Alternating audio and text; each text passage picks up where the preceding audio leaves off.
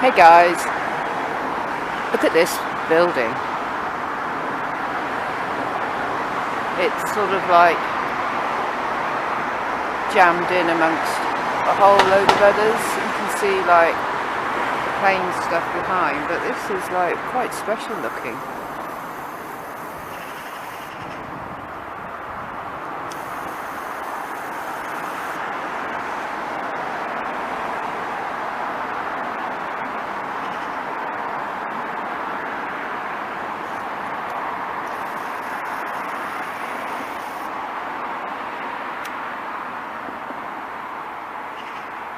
Really odd, and looks like there's some brickwork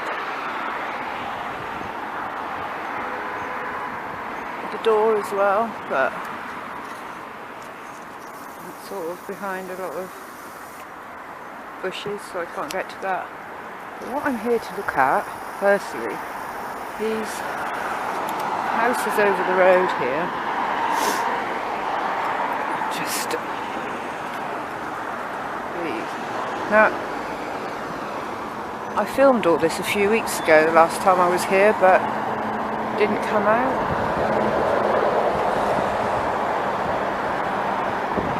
It's this church machine.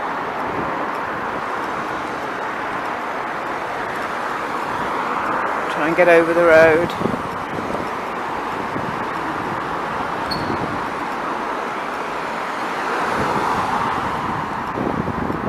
Got the craziest huge doors.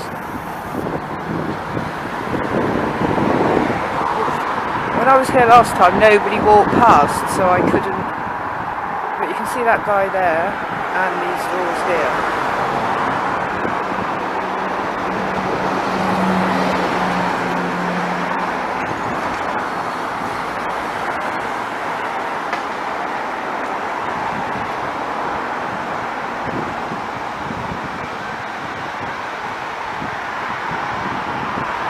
There we go.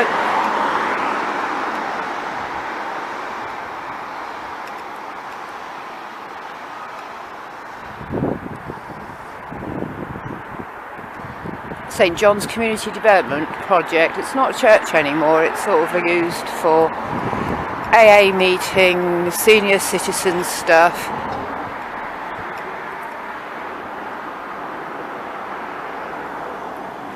Right. There's a car. Here's the doors. Alright, so somebody walked past, I get them to stand by the door so that you could get an idea of the size of this thing.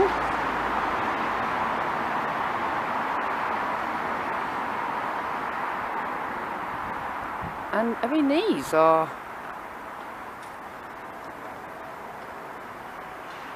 pretty high.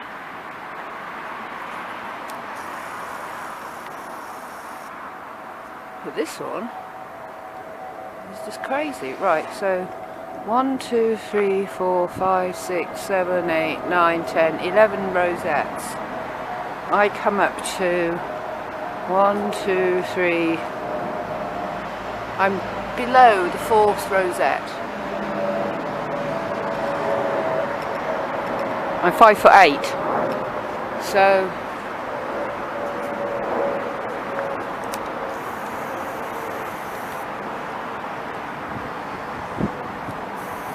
one, 2, 3, 4. That's where I am on the door, and the door goes up that high again. So there's a person here. I get them to stand in front. And I'm going to have a walk around the back, have a look. I do believe it's a mud flooder. Been here before.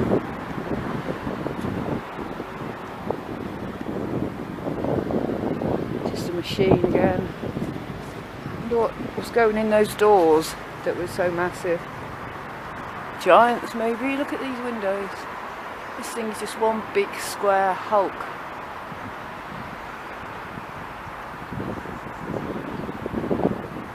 The birds going mad around here. So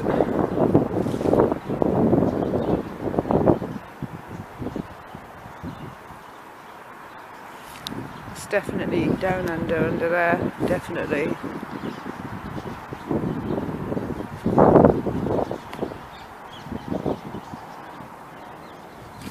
And again, you can see the window there. There's a window looking out onto a pile of crap.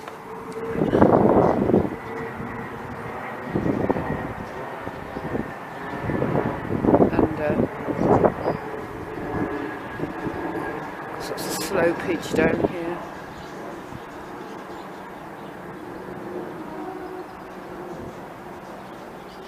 If you walk to this end bit here, it's all propped up, and there's a park down there, 10 foot down. So this is the back.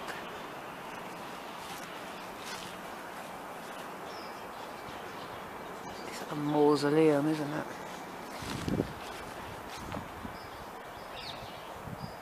This looks part of the original bit. 386. 369.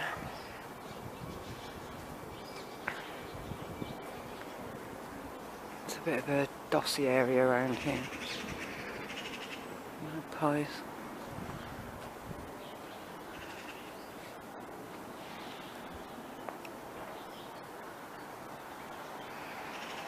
Oh my god, I'm gonna have to film this. It's the rainbow. I'll be back. So this is the other side. It just feels massive stood next to it. Look at these windows, man. Well underground. This is old architecture. I just feel that this has been here for a long time. Like a power station or something, maybe? You know, this sort of solidity to it. In Charlie Jeans's video this morning, I'm looking for metal things that come to the ground now.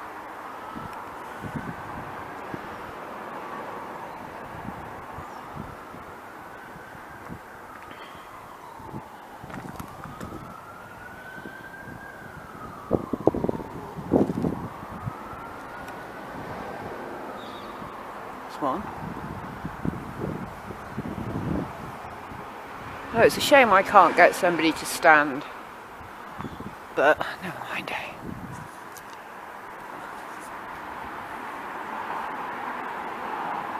And these two houses that are next door, they're under as well. They're under. That's a couple of foot down there, but they've got quite nice stuff going on, but most of this is, as we know now, just stuck on. I mean, you can see that that is just pretty crapped out there.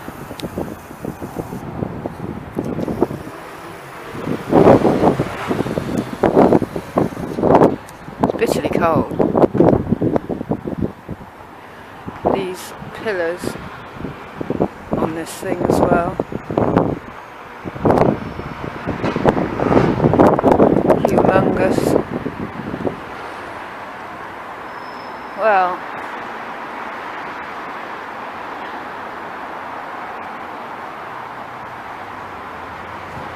so 1, 2, 3, 4. I come to this. I come to about here on this one. So it's 5'8" there. Let's see how bloody tall these doors are. Yeah. Ancient old flagstones here as well. I don't know how old this is. This stuff.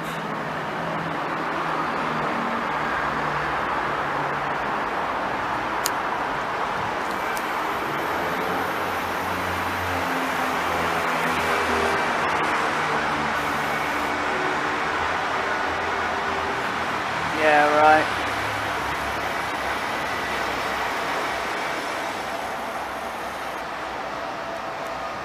Insane. Wonder how tall it is. Anyway, better get.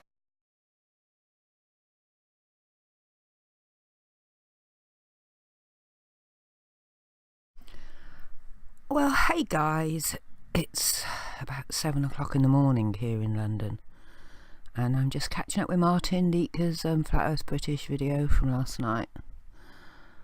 His African one. But I thought I'd just add a little bit of history onto the church that I filmed yesterday. I did some more filming, but I'm going to make another video out of that because I don't want to make the videos too long, because there's so much stuff out there to watch now that I'm going to try and keep my vids a little bit shorter and do something and then tag a bit of research on the end or something. So I couldn't find a lot of information about this place. All of these photographs come from the same site, which is London Church Buildings, and they've got minimal information, but I did find some. So it was built in 1840 to 42, so it's a bit of an earlier date than our magical sort of 1880s, 1870s. Thomas Marsh Nelson. So this guy was nobody.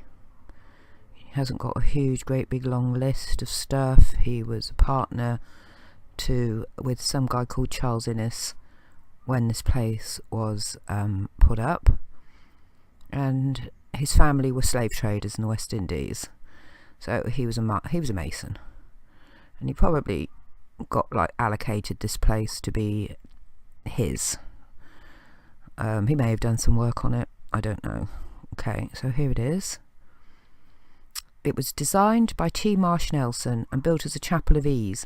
So a chapel of ease is like a subsidiary building to take any sort of overload of parishioners who can't make it to the church. Can you hear that fox out there? Can you hear him? A lot of foxes around here. It was built as a chapel of ease for Holy Trinity Church in 1842 in a classical style, which is surprising for its date. Well, yeah. It comprises a plain brick box with a 5-bay portico of Ionic fluted columns supporting a pediment, all in painted stucco. The exterior is unaltered except for the addition of a single-storey extension at the west end, which accommodates a large vestry and store, and the blocking of the eastmost window in the south wall of the nave. So it talks here about how it was messed about inside to the point where it's just a mashup in there now. But there's not a lot of photographs of the inside, but it's very, very high. And they don't say anything about the doors being absolutely, completely, ridiculously massive. This building has suffered due to a lack of clarity from its earlier day. First of all, when the east-west axis was reversed. So they reversed the axis for some reason. This is interesting. There is an extensive crypt which extends to the whole of the building.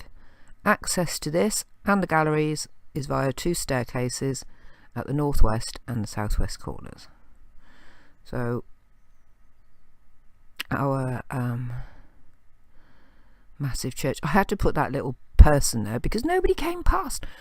Nobody walks about London, I tell you. It's like they get on buses. If you see people around, it's because it's a built-up area and there's bus stops they're walking to. Nobody walks about. I wanted to get this out early because I'm going away today. I'm travelling to see my parents on the south coast of England, and I've had to sort of psychologically prepare myself to go because it's always a little bit of a challenge, because all my family are down there as well, and they're not woke up really. Although I was chatting with my sister in Australia the other day. I went on Facebook for something, and she'd wished me a Happy New Year in Messenger, so I wished her a Happy New Year back. But she was online and sort of got me, because I never chat anywhere, Facebook or I do live chat on here, but I don't involve myself with the Facebook family thing. And it turns out she's a major flat earther. So I'm going to get back in touch, because we're not been in touch very much. I'm not in touch with my family much, and we're going to sort of swap info, and I've sent her lots of links of all our lot, and some of my stuff and Martin's stuff and Rebel stuff and bits and pieces of stuff, and hopefully she'll get out into Perth where she lives and get some vids together for us, so she'll be like an Australian connection. So anyway, I'm off today, off to the south coast. Mum and Dad don't smoke, and they lock up the house at like 8 o'clock at night, so it's a lot of sneaking around. A lot of sneaking around smoking. My whole family are very much sort of like anti-smoking, very much into the NHS mindset. I have a lot of sisters who work in the NHS. In fact, I think all of my brother's wives work in the NHS. My sister, my other sister, yeah, they're all working in the NHS. So when my mum gets poorly, they're all there with boxes of medicines and advice and off to the doctors. And then I swan in and I never go to the doctors, and I'm very dismissive of the government medicine program and pharmaceuticals, and they just don't like me very much. So I'm going to try and keep my mouth shut. I've been thinking about this. I've been thinking about this the last few days because I can be quite sort of like obnoxious when I get going. They're so dense. I mean, one of my sisters-in-law is a royalist, you know. It's all about baby George and baby Charlotte and Kate and Wills, and I mean,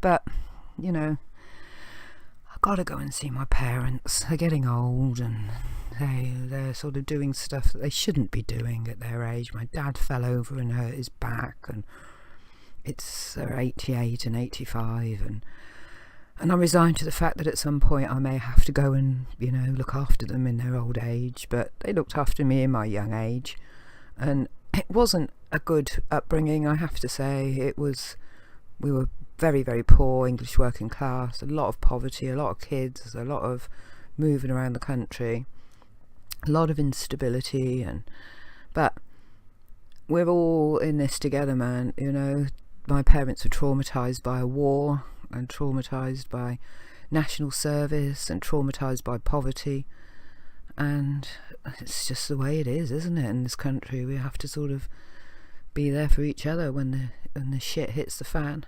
And I don't want to see my parents in some ghastly old people's home with their false teeth and a glass by the side, zonked out on bloody drugs, their death being hastened. Absolutely no way. So I will be back with some other vids. I'll take some videos of my stay away. I have a coach journey because I can't afford the train.